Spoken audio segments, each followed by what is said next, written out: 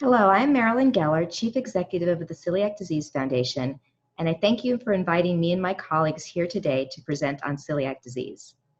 Celiac disease is a multi-system genetic autoimmune disorder affecting 1 to 2% of people worldwide, making it one of the world's most prevalent autoimmune diseases. Eating gluten, a protein found in wheat, rye, and barley, causes the immune system to create antibodies that attack the small intestine.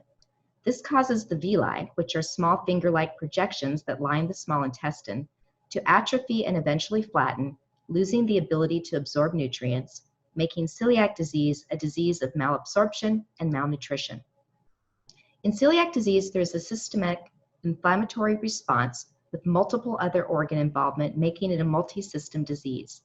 Patients can present with symptoms related to inflammation and malabsorption, like diarrhea, abdominal pain, and weight loss, and with manifestations of malabsorption of nutrients, such as anemia due to iron deficiency and osteoporosis due to calcium and vitamin D malabsorption.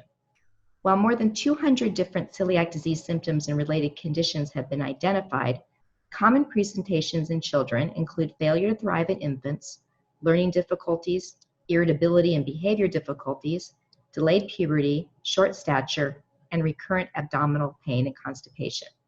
I can attest to this as my son had all of the last 5.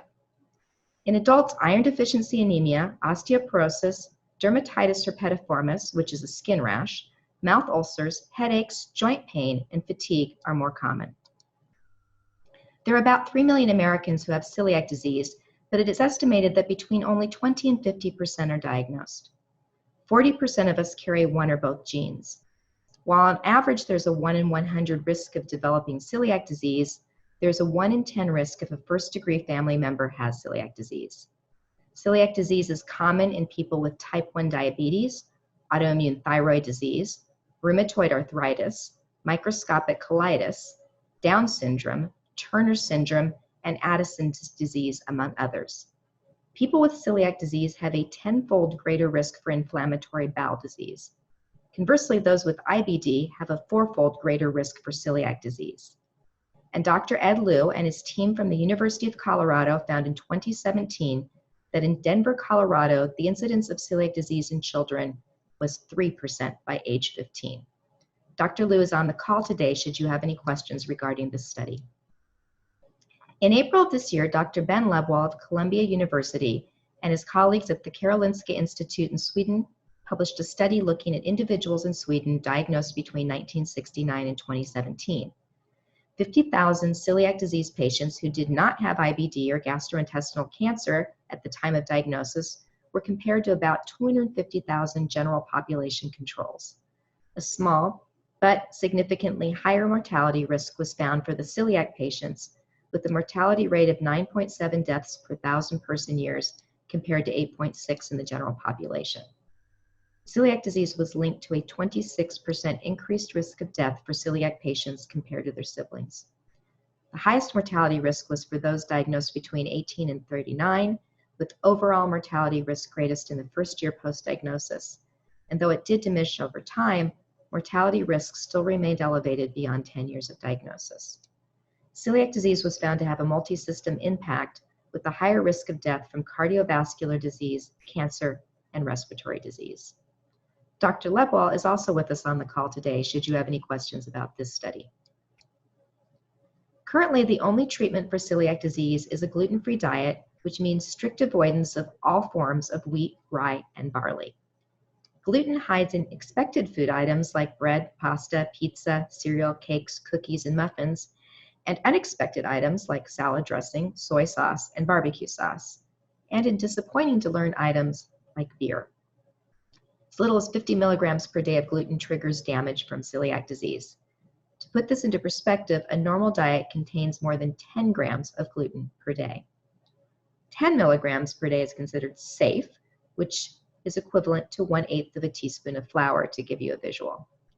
Gluten is virtually impossible to avoid, as 80% of our foodstuffs contain it. Eating gluten-free is also very expensive. A regular loaf of bread in the US averages about $2.50. A gluten-free loaf costs on average $6.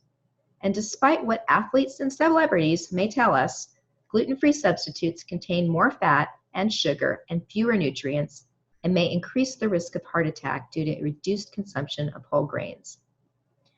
But perhaps the greatest failure of the gluten-free diet as treatment for celiac disease is that, depending on the study, 30 to 50% of subjects on a gluten-free diet for celiac disease continue to exhibit symptoms and intestinal damage. So what are patient views regarding celiac disease? In April of last year, I was invited to testify before the House Appropriations Subcommittee on the need for funding for celiac disease research. Prior to that, the Celiac Disease Foundation put out a call asking the celiac community why Congress should consider funding research for celiac disease. In less than a week, we received more than 800 heartbreaking stories of delayed diagnoses leading to serious health complications and death. The battle to follow a strict gluten-free diet, the poor quality of life due to the myriad ongoing symptoms, and the desperate need for adjunct treatments to a gluten-free diet and a cure. Celiac patients were also deeply concerned about the safety of their foods and medicines. The Celiac Disease Foundation has partnered with Representatives Tim Ryan and Tom Cole on H.R. 2074 and Senator Blumenthal on S. 3021, which would require the labeling of gluten in prescription medications. To date, our constituents have sent 28,000 emails in support of these two bills.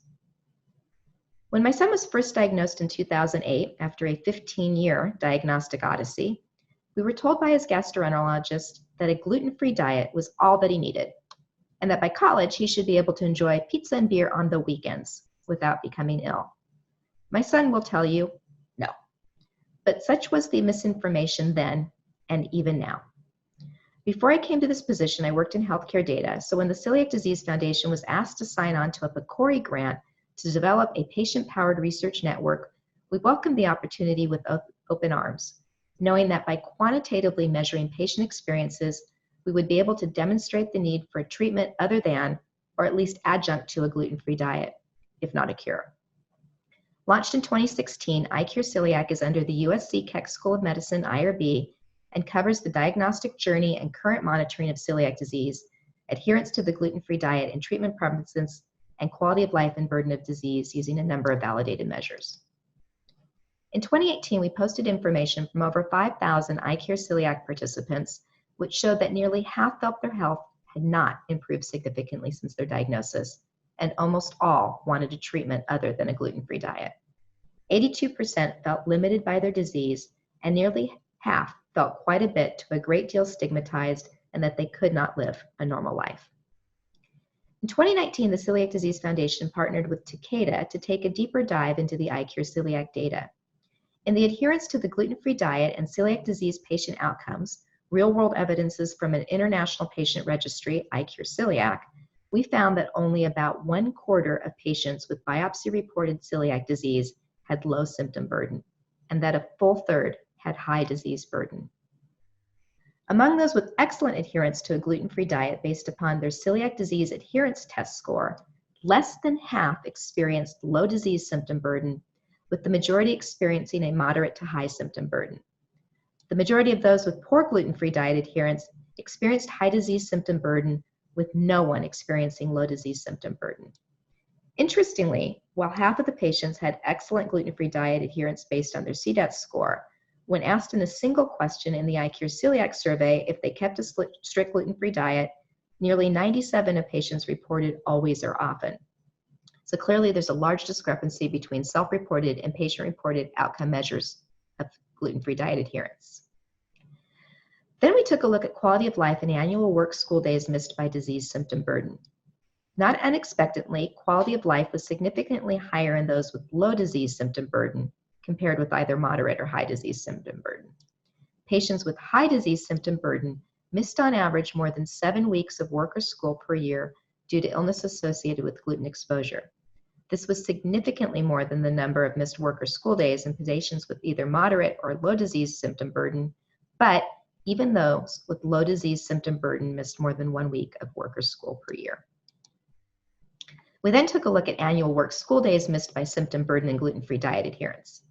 Patients with excellent gluten-free diet adherence and high disease symptom burden reported on average more than 4 weeks of work or school missed annually, and those with low disease symptom burden still missed more than 1 week. And those were the best case scenarios. Patients with fair or poor adherence to a gluten-free diet fared even worse, with those with poor gluten-free diet adherence and high disease symptom burden missing more than 8 weeks of school or work annually. The evidence suggests that adhering to a gluten-free diet is not universally effective at decreasing symptom burden, and there's a significant unmet need for better treatment options. Patients want standardization of diagnostic and treatment guidelines. They want better monitoring tools. With nearly 97% of patients reporting that they always or often maintain a strict gluten-free diet, but only 24% reporting low symptom burden, demonstrates the need for better tools to monitor accidental gluten intake as well as associated intestinal damage. And finally, patients want better treatment options.